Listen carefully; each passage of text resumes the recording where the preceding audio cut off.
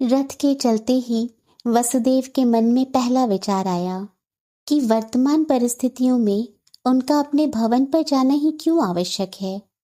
वे इसी समय इसी रथ में देवकी को लेकर कहीं और क्यों नहीं चले जाते, अपनी गोचारण भूमि में, अपने सैन्य स्कंधावार में, अपने किसी संबंधी के घर, कहीं भी मथुरा से दूर, कंस के राज्य की सीमाओं के बाहर, उसकी राजसत्ता से परे। उन्होंने सिर उठाकर देखा, उनके साथ, उनके आगे और उनके पीछे चलने वालों में उनके अपने भाई बंधु कम, कंस की अंगरक्षक वाहिनी के सैनिक ही अधिक थे। वे प्रायः उनको घेर कर चल रहे थे, जैसे वसुदेव उनके बंदी हों। नहीं, इस समय वे कहीं नहीं भाग सकते थे। वे उतने स्वतंत्र नहीं थे जितना कि वे स्वयं को समझ रहे थे। पर इतनी जल्दी भी क्या थी? यदि कंस प्रतीक्षा कर सकता था तो वे भी प्रतीक्षा कर सकते थे। कोई आज ही तो देवकी की संतान का जन्म होने वाला नहीं था। उन्हें भी धैर्य रखना चाहिए, परिस्थितियों का ध्यान रखना चाहिए, योजना बनानी चाहिए, अपने मित्रों और शत्रुओं की पहचान करनी चाहिए। आज की एक घटना से सारे संबंधों की पहचान बदल गई है, सारे समीकरण बदल गए हैं। उन्हें नए सिरे से अपने संबंधों को परिभाषित करना होगा, पर उसके लिए अभी बहुत समय था। इतनी जल्दी भी क्या थी? आज तो उनका विवाह ही हुआ था। वसुदेव के भवन के द्वार पर देवकी का स्वागत करने के लिए परिवार की अनेक स्त्रियां एकत्रित थीं, किंतु अब देवकी की किसी स्वागत में कोई रुचि नहीं रह गई थी। वे ऐसी छुई मुई नवविवाहिता नहीं रह गई थी जिसकी आंखों में सुख के सपने सजे हुए हो। वे जीवन का जो यथार्थ देखकर आई थीं, उसके पश्चात कोई सुख के सपने देख भी कैसे सकता था। देवकी को वे दिन अच्छी तरह स्मरण थे जब परिवार में उनकी सबसे बड़ी बहन धृतदेवा के विवाह की चर्चा चल रही थी। मथुरा में एक से एक अच्छा परिवार था, एक से एक अच्छा वर था, किंतु ना पिता देवक को सिवाय वसुदेव के कोई दूसरा वर प्रीतिकर लग रहा था, ना ही धृतदेवा को। जब किसी ने आपत्ति की कि वसुदेव विवाहित थे, उनकी दो पत्नियां पौरवी और रोहिणी पहले से ही थीं, तो धृतदेवा ने सिरे से इस आपत्ति का तिरस्कार कर दिया। 2 हो या 200, उससे वर की योग्यता क्या कम हो जाती है? वैसा सुंदर, वैसा वीर, वैसा बुद्धिमान और चरित्रवान दूसरा वर सारे यादवों में कोई और दिखाई देता हो तो बताओ। पहले विवाह हो गया तो पौरवी और रोहिणी उनकी स्वामिनी हो गई क्या? मथुरा की प्रत्येक युवती का स्वप्न है वसुदेव। तुम देखना तो सही कि कितनी यादव कन्याएं इस बात पर गर्व करेंगी कि वे उस वसुदेव की पत्नियां हैं जिनके रनिवास में संसार की सर्वश्रेष्ठ सुंदरियों का जमावड़ा है। किसी गुणहीन अभागी की अकेली पत्नी होने का क्या सुख है, जिसे सारे संसार में दूसरी कोई स्त्री पूछती ही ना हो। और धृतदेवा ने कुछ भी गलत नहीं कहा था। उनकी बहनों शांति देवा, उपदेवा, श्रीदेवा, देवरक्षिता और सहदेवा के विवाह के अवसर आए तो उनको भी पति के रूप में वसुदेव ही प्रीतिकर थे। पिता देवक के तो वे मनभावन थे ही। महाराज उग्रसेन अपनी पुत्रियों का विवाह वसुदेव से नहीं कर सके तो उन्होंने उनके विवाह वसुदेव के भाइयों से कर दिए। किंतु देवकी क्या जानती थी कि जिन वसुदेव के साथ उनकी 6 बहनों के विवाह सुखपूर्वक हुए थे और वे अत्यंत प्रसन्न थीं, उन्हीं के साथ देवकी का विवाह एक बवंडर लेकर आएगा। उनके मन में उठते झंझावातों से कोई भी परिचित नहीं था। सब उनका स्वागत करना चाहते थे, हंसना बोलना चाहते थे, किंतु देवकी पूर्णतः एकांत चाहती थी। वे इस समय किसी का चेहरा भी नहीं देखना चाहती थी। बस अपने मन तथा अपने मनभावन पति से दो दो बातें कर लेना चाहती थी। नहीं चाहती थी कि रीति रिवाजों और स्वागत के बहाने परिवार की स्त्रियां उन्हें घेर कर बैठी रहें और देवकी न उच्छ्वास छोड़ सके न दो अश्रु बहा सके। अपने निजी कक्ष में पहुंचकर वसुदेव ने देवकी की ओर देखा। वे अब भी स्तब्ध सी बैठी थी। एक तो जीवन की कठोरता से सर्वथा अनभिज्ञ किशोरी, फिर भीरू, और फिर उसका अपना ही भाई उसके पाणी ग्रहण के अवसर पर खड्ग खींचकर उसकी हत्या के लिए तत्पर हो जाए तो वह अपनी सुरक्षा के लिए जीवन में किसकी ओर देखेगी? देवकी, साहस करो प्रिय, अब कोई संकट नहीं है। वसुदेव ने उनके कंधे पर अपना हाथ रखकर सांत्वना देने का प्रयास किया।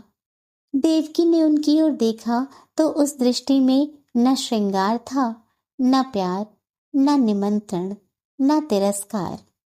वहां तेज था, प्रखरता थी और थी वक्रता। कोई संकट नहीं है। अब इस समय क्या संकट है? आठवीं संतान। आठवीं संतान, वह आठवीं संतान तक रुकेगा? देवकी के स्वर में उत्कट आवेश था। आपने उसे अपनी प्रत्येक संतान देने का वचन दिया है। चलो, पहली ही सही। पहली संतान के जन्म होने तक कोई संकट नहीं है। वसुदेव बोले, उसे यह वचन ही तो दिया है कि हम अपनी संतान का जन्म होने पर वह उसे दे देंगे। यह क्या कम संकट है कि मैं किसी वधिक की प्रसन्नता के लिए एक नहीं 8 संतानों को जन्म दूंगी। उसे वचन ही तो दिया है, संतान तो नहीं दे दी। वसुदेव ने अत्यंत धैर्यपूर्वक मुस्कुराने का प्रयत्न किया। हाँ, दिया तो वचन ही है। देवकी के चेहरे पर आश्चर्य का भाव उतर आया, जैसे कोई अनहोनी सुन ली हो। किंतु कंस जैसा राक्षस भी मानता है कि आपके वचन और कर्म में कहीं कोई अंतर नहीं है। आपकी वचन निष्ठा की यह प्रसिद्धि न होती तो क्या कंस आपके कहने मात्र से आपको और मुझे इस प्रकार जीवित, सुरक्षित और मुक्त छोड़ देता? मेरा विश्वास नहीं है तुम्हें। वसुदेव ने स्वयं को बहुत संयत करने का प्रयत्न किया। जिस संतान की चर्चा है वह देवकी की ही नहीं, वसुदेव की भी तो होगी। कंस के व्यवहार ने देवकी को तत्कालीन रूप से एकदम जड़ बना दिया था। उनका उस जड़ता से निकलना कठिन हो रहा था। मन घूम घूम कर पुनः वहीं पहुंच जाता था। आज तक वे कंस को केवल एक स्नेहिल भाई के रूप में ही जानती थी। जब कभी किसी ने उसकी कठोरता और क्रूरता की चर्चा भी की तो वे यही मानती रहीं कि राजकाज में ऐसे बहुत से अवसर आते हैं जब क्षत्रियों को कुछ क्रूर लगने वाले कर्म भी करने पड़ते हैं। दुष्ट दलन कोमलता से तो नहीं होता। वही करता होगा कंस भी। राजा दुष्ट दलन ना करे तो शासन कैसे करे? पर आज उन्होंने जो कुछ देखा था वह भिन्न ही नहीं, सर्वथा डरा देने वाला था। क्या सोच रही हो? वसुदेव ने पूछा। सोच रही हूं कि पुरुष कितने कठोर होते हैं। देवकी ने उनकी ओर देखा।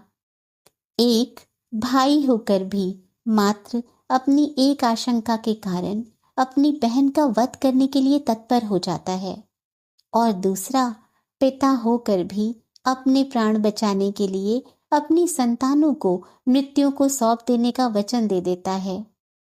उस माँ के विषय में कुछ नहीं सोचता जो उन संतानों को अपने गर्भ में रखकर उनका पोषण करेगी और प्रसव वेदना सहकर उनको जन्म देगी। वसुदेव कुछ क्षणों तक चुपचाप देवकी को देखते रहे, फिर धीरे से बोले, तुम अन्याय कर रही हो मेरे साथ। इसमें अन्याय क्या है? देवकी ने जैसे तड़प कर कहा। मैं अब तक सोच रहा था कि मेरा और तुम्हारा एक पक्ष है और कंस हमारा शत्रु है। आखिर पति पत्नी हैं हम। पर अब पता चला कि तुम मुझसे भिन्न ही नहीं हो, मुझे अपने विरोधी के रूप में भी देख रही हो। मेरा और कंस का एक पक्ष बना रही हो तुम, क्योंकि हम दोनों पुरुष हैं। तुम्हें नहीं लगता कि पक्ष स्त्री और पुरुष का नहीं होता? पक्ष तो धर्म और अधर्म का होता है। अपने धर्म और अधर्म के लिए हम व्यक्तिगत रूप से उत्तरदायी होते हैं, किसी वर्ग अथवा दल के आधार पर नहीं। मैंने तुमसे अभी कहा है कि वह मेरी भी संतान होगी। पिता के वक्ष में भी एक हृदय होता है देवकी, जो अपनी संतान के लिए तड़पता है। ठीक कहते हैं आप, किंतु आपकी और रानियां भी हैं, उनसे आपकी संतानें भी हैं। ये संतानें जो मारी जाएंगी वे केवल देवकी की होंगी। कभी यह भी सुना है कि अनेक संतानें जीवित हो तो अपनी किसी एक संतान के मरने की पीड़ा नहीं होती पिता को? तो फिर आपने अपनी संतानें उस दुष्ट को सौंपने का वचन क्यों दिया? इसलिए कि तत्कालिक रूप से मेरे सम्मुख केवल तुम्हारी रक्षा की समस्या थी। कंस तुम्हारा वध करने जा रहा था, मेरी या तुम्हारी संतान का नहीं। मेरे मन में न उस समय स्त्री और पुरुष का द्वंद्व था, न इस समय है। मेरे मन में तो सामान्य रूप से एक निरीह और असहाय स्त्री तथा व्यक्तिगत रूप से अपनी पत्नी की रक्षा का प्रश्न था। वसुदेव बोले, अनागत काल में जन्म लेने वाली अपनी संतानों की रक्षा का प्रयत्न करता और अपने सामने खड़ी अपनी पत्नी को उस दुष्ट कंस के हाथों कट जाने देता। मेरी रक्षा के लिए अथवा राजा को प्रसन्न कर अपनी रक्षा और राजसभा में अपनी पदोन्नति के लिए? देवकी तमक कर बोली, आप क्षत्रिय हैं, वीर हैं, योद्धा हैं, क्यों नहीं आपने उसे चुनौती दी?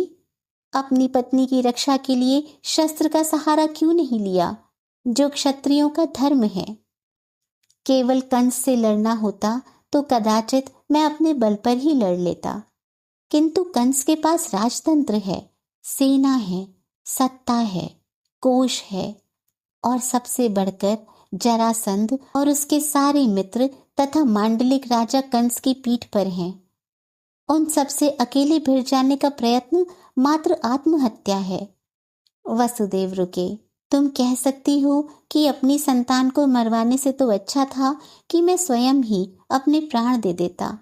उन्होंने अपनी पत्नी की ओर देखा, किंतु देवकी कुछ नहीं बोली। मैं वह भी कर सकता था।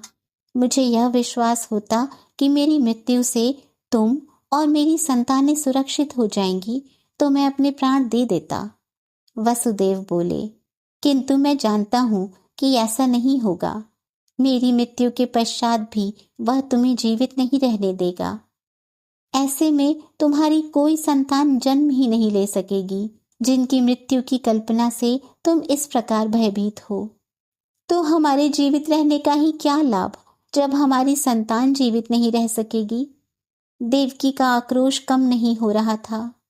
अब हम जीवित हैं तो संतानों का जन्म भी होगा, और जब उनका जन्म होगा तो हम उनकी रक्षा का प्रयत्न भी कर सकेंगे।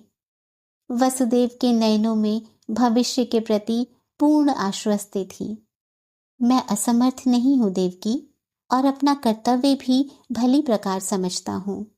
नेत्रों के उस आश्वासन और वाणी के विश्वास ने देवकी को मोह लिया। आप अपनी संतान की रक्षा का प्रयत्न करेंगे, उसे कंस को नहीं सौंप देंगे? अपनी क्षमता पर तो यही करूंगा। वसुदेव बोले, अपने वचन के पालन का हठ नहीं करेंगे?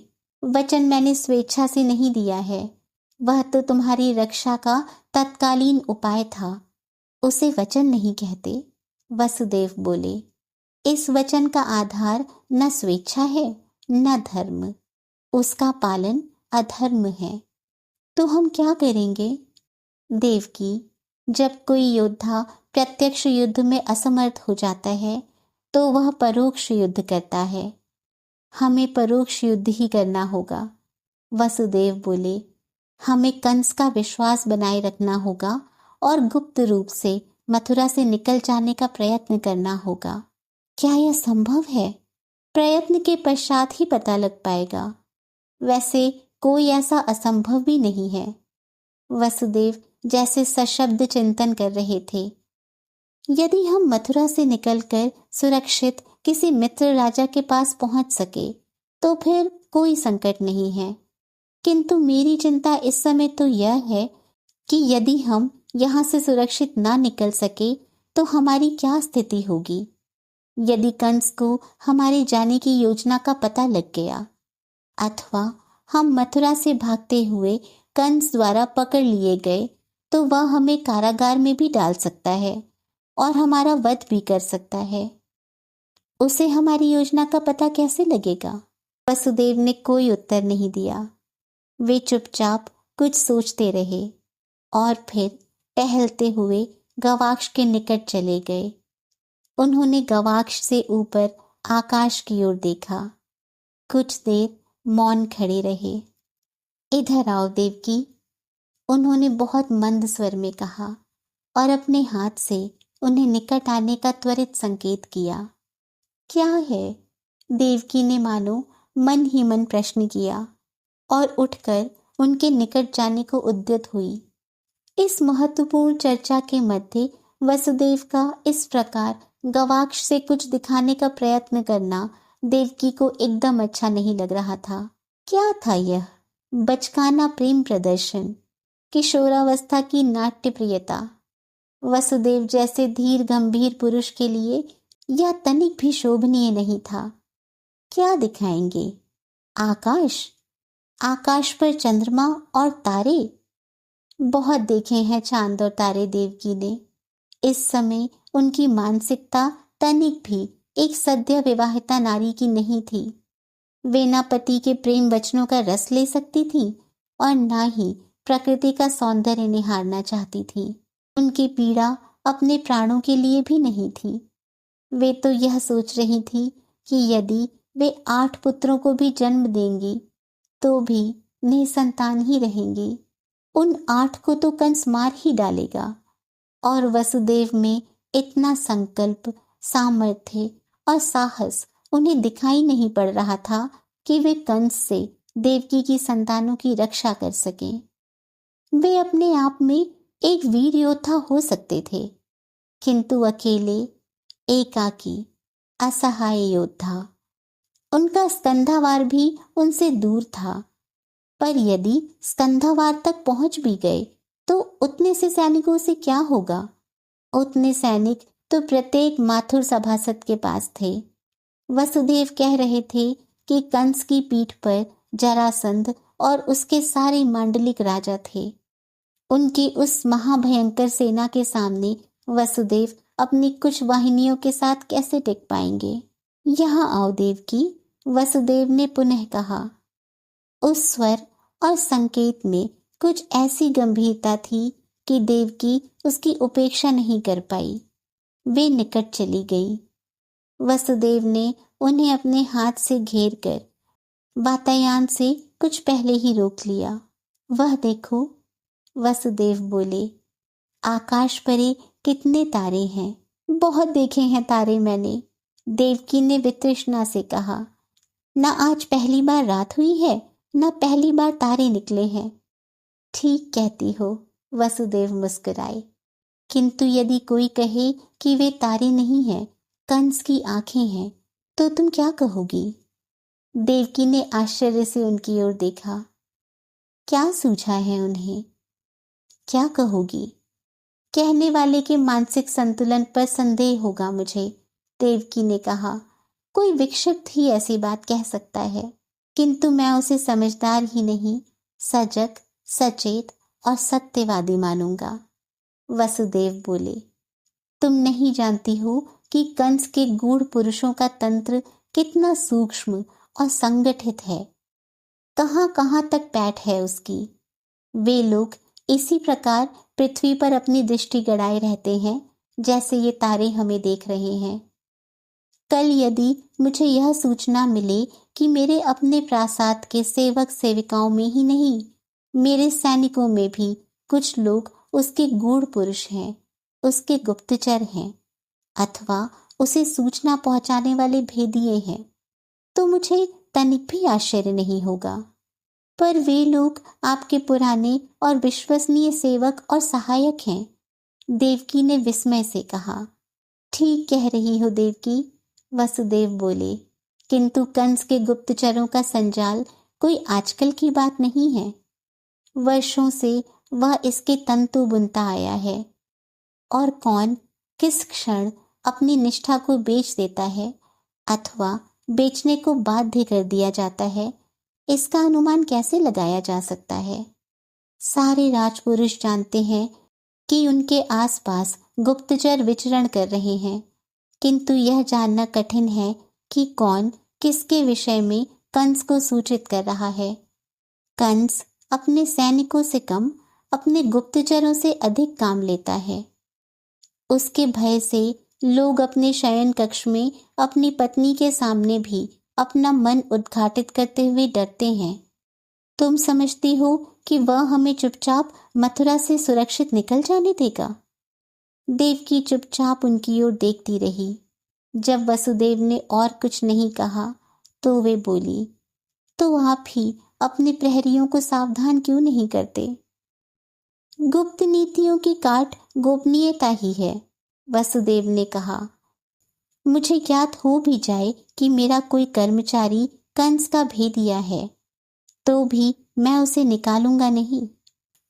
उस पर दृष्टि रखूंगा। कंस का यह भ्रम बना रहने दूंगा कि मैं उसकी ओर से असावधान हूं। हम कुछ भी नहीं कर सकते। ऐसा तो मैंने नहीं कहा, वसुदेव मुस्कुराए। मैं सैनिक हूं, और सैनिक तब तक अपना शस्त्र नहीं छोड़ता जब तक उसकी भुजा ही न कट जाए। देवकी ने कुछ नहीं कहा। मन ही मन वे सोच रही थी कि यदि कंस अपनी करनी पर आया तो इस भुजा को कटने से कौन रोक सकता है। अभिप्राय यह है देवकी कि वर्तमान परिस्थितियों में मैं कंस से प्रत्यक्ष युद्ध नहीं कर सकता, इसलिए उसे विश्वास दिलाता रहूंगा कि मैंने उसके सम्मुख पूर्ण आत्मसमर्पण कर दिया है, किंतु मेरा युद्ध चलता रहेगा। कैसे? अपनी संतानें उसे सौंपकर। देवकी के स्वर में असहायता भी थी और वक्रता भी। आप उसे वचन दे चुके हैं। मैंने वचन दिया नहीं है, उसने मेरे वचन का अपहरण किया है, वसुदेव बोले। वचन वह होता है जो स्वेच्छा से दिया जाए।